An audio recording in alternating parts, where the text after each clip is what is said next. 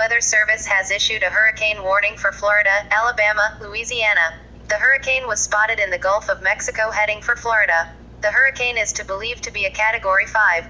Here are following instructions. Stay in a sturdy building, stay close to the bottom of the building, block all exposed openings of the building, watch for debris and large flood surge areas, have battery-powered radio, have battery-powered flashlight, have food and water that can last up to days or weeks, have medical kit and emergency supplies.